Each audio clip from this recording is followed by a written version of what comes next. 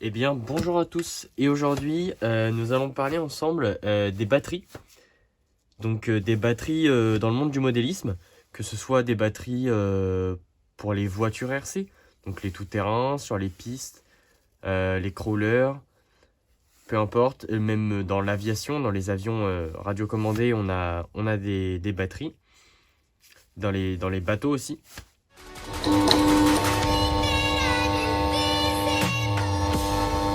Donc, on va commencer sur le premier point, c'est les matériaux utilisés pour la batterie. On a deux grandes familles de matériaux utilisés pour les batteries. Donc le nickel. Donc comme sur celle-ci, on peut voir donc NiMH. Donc c'est une batterie au nickel. Les batteries au nickel sont de moins en moins utilisées parce qu'elles sont assez lourdes et sont moins performantes que des batteries. Donc l'autre matériau utilisé, c'est le lithium, moins performante que les batteries au lithium. J'ai pas de balance sous la main, mais on gagne un poids conséquent déjà. Par exemple, sur les voitures 1/8, on va pas être à 200 grammes près, mais par exemple, sur les avions, c'est très important d'avoir le moins de poids possible sur la batterie. Le maximum de gain de poids est toujours le bienvenu en aviation. Donc, je vous ai présenté, on a les batteries au nickel et les batteries au lithium. On va nous s'intéresser plutôt aux batteries lithium, même si les batteries nickel fonctionnent sensiblement de la même manière. Ce qu'il faut savoir, c'est que les batteries lithium, donc on en a parlé, elles sont généralement plus performantes. Elles ont un défaut, contrairement au nickel, c'est qu'elles sont beaucoup plus dures à entretenir et à garder dans le temps. Une batterie nickel, vous allez pouvoir la garder, j'ai envie de vous dire plusieurs années, mais tout dépend de l'utilisation que vous en avez. Une batterie lithium, au bout d'un an, elle va déjà commencer à faiblir. Donc oui, les batteries lithium, donc que ce soit pour lithium ou nickel, on va avoir une capacité. C'est comme sur les téléphones, hein, vous avez une batterie, et plus la capacité de la batterie est grande, plus vous allez avoir une autonomie longue. Donc là, par exemple, sur cette batterie, on va avoir une capacité de 4200 mAh. Donc ça, c'est l'unité de la capacité. 4200 mAh, c'est, j'ai envie de vous dire, une bonne moyenne sur les batteries. C'est ce qu'il faut, moi, je vous conseille au minimum 3000 mAh pour pouvoir tenir un petit peu. Voilà. Donc ça joue beaucoup sur sur la durée d'utilisation de votre véhicule ou de votre avion ou de votre bateau. Par exemple, là, hop, je vais la sortir. J'ai ici une autre batterie qui est ici en 5200 mAh. Donc, théoriquement, sur le papier, elle a plus d'autonomie que la 4200. Ici, la batterie au nickel que je n'utilise même plus, hein, je n'utilise plus pour des questions de... elle est vieille, donc niveau autonomie, ça n'a plus rien à voir ce qu'elle avait au début. Donc là, c'est une 3300 mAh. C'est le minimum que je vous conseille. Voilà. Ensuite, il faut savoir que les batteries sont composées de cellules. J'ai pas de batterie à démonter pour vous montrer. Mais par exemple, dans les batteries au nickel, les cellules, on va pouvoir les apercevoir. Ça fait des grosses piles, hein, les batteries au nickel. Ça fait des grosses piles comme ça. Et on appelle ça des éléments. Donc dans une batterie au nickel comme celle-ci, il y a 6 éléments. À compter que chaque élément fait 1,2 volts. Donc vous faites x6, on obtient 7,2 volts. Ensuite, sur les batteries LiPo, on a par exemple sur celle-ci, donc là les éléments sont plus comme ça en forme de pile, mais c'est plutôt généralement des lamelles de batterie. Si vous avez déjà vu une batterie de téléphone, c'est pareil, mais en longueur, et on en met plusieurs. Donc là par exemple, sur celle-ci, je vais essayer de vous montrer, hop, c'est une 2S. c'est une batterie 2S, ce qui signifie que c'est une batterie qui a deux éléments. Deux éléments, sachant que sur une batterie LiPo, chaque élément, chaque cellule a une tension de 3,7 volts. Donc là, sur une batterie 2S, on va être à 7,4 volts. Ici, sur la dernière, c'est une 3S. C'est une 3S, donc voilà, on a encore plus de tension. Ça va jouer beaucoup sur la... Je vais vous dire un mot qui représente pas grand chose, mais c'est la pêche de votre voiture. Plus vous allez avoir de voltage, plus votre voiture va avoir la pêche, va y avoir des relances, va y avoir de la puissance. Voilà, du couple. On gagne vraiment en couple quand on passe de 2S à 3S. Après, il faut bien sûr s'assurer que sa voiture est compatible. Donc 2S, 3S. Donc moi j'ai un combo Connect 50 ampères avec un moteur 4000 kV, 4600 kV. Donc les compatibilités c'est le 2S et le 3S. Au-dessus de 3S, le combo n'encaisse pas, ça va créer des coupures, on va griller le circuit électronique, ça sert à rien.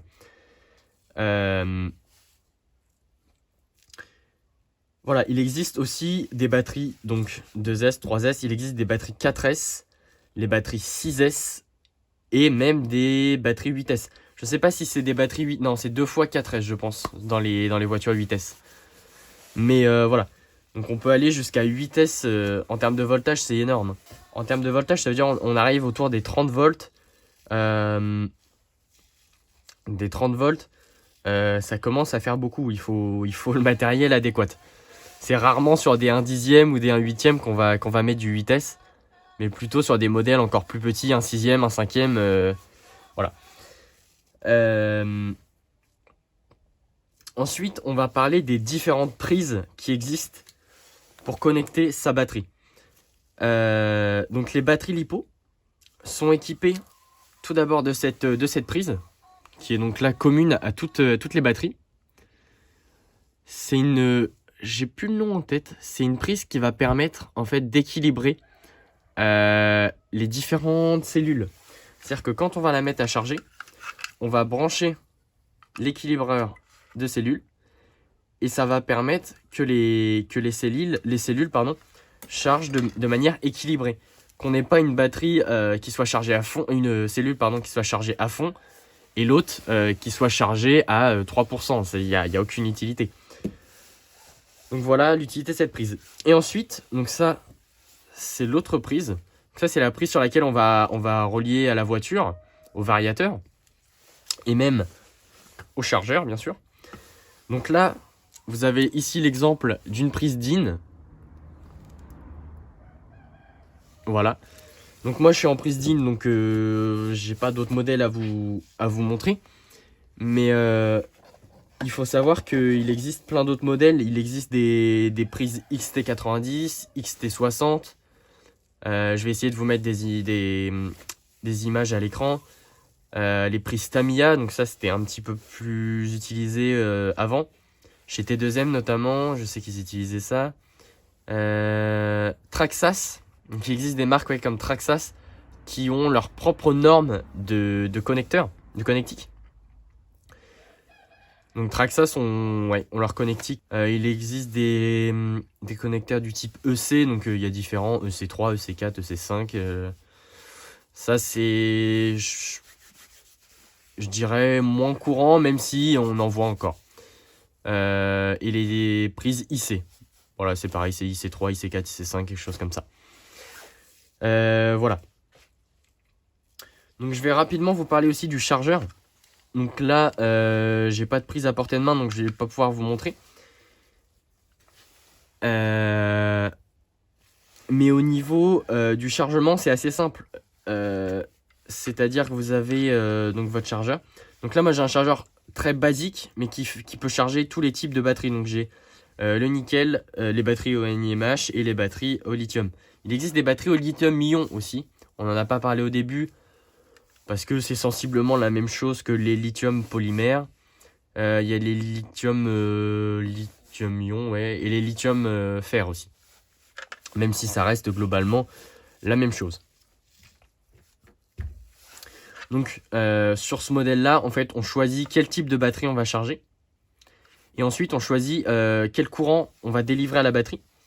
Donc moi, ce que je conseille, c'est de ne pas dépasser. Par exemple, ici, on est à 4200 mAh sur cette batterie. Donc je conseille de ne pas charger à plus de 4 ampères pour éviter de dégrader la batterie.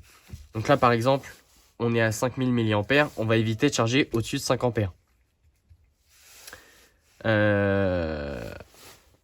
Voilà. C'est une consigne que vous allez voir un peu partout où est-ce qu'on parle des batteries. C'est une consigne qui permet de ne pas dégrader sa batterie lors du chargement. Et donc, c'est les deux principaux réglages qu'on peut faire avec ce modèle. Il existe des modèles de chargeurs bien plus sophistiqués où on peut charger même plusieurs batteries à la fois, où est-ce qu'on peut avoir des coupures automatiques. Voilà. Ce qui est bon à savoir, c'est que ce chargeur, dès qu'il est chargé à fond, il se coupe. Moi, de toute façon, je reste près de la batterie. Dès qu'elle est chargée à fond, je la débranche et puis voilà, je l'utilise. Ce qui nous amène à un dernier point. Le dernier point, probablement le plus important des batteries, notamment des batteries lithium, c'est la conservation de ces batteries. On en a parlé au début, c'est plus difficile de conserver ces batteries. Tout simplement parce qu'il faut les stocker. En fait, on va parler de stockage et de conservation parce qu'il faut les stocker à mi-charge. C'est-à-dire qu'une batterie au lithium ne doit jamais être déchargée à fond. C'est très mauvais pour la batterie. C'est-à-dire que si elle arrive à 0%, il n'y a plus de courant dans les batteries du tout. Il va falloir réactiver les cellules et ça devient un petit peu compliqué. Parfois c'est même mort, les cellules sont mortes et sont inutilisables par la suite. Donc très important, il ne faut jamais décharger à fond ces batteries LiPo. Ensuite, pour le stockage, il faut, donc je l'ai dit tout à l'heure, les stocker à mi-charge. C'est-à-dire on va pas les charger, on va pas faire une session toute l'après-midi avec sa batterie, rentrer le soir, hop, laisser la batterie en vrac dans un coin et qu'elle est déchargée, que voilà, ça va l'abîmer.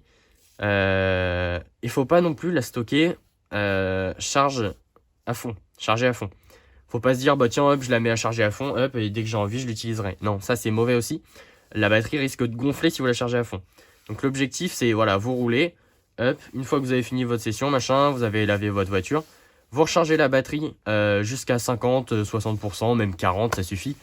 Pour qu'elle ait un minimum de batterie mais qu'elle soit pas chargée à fond.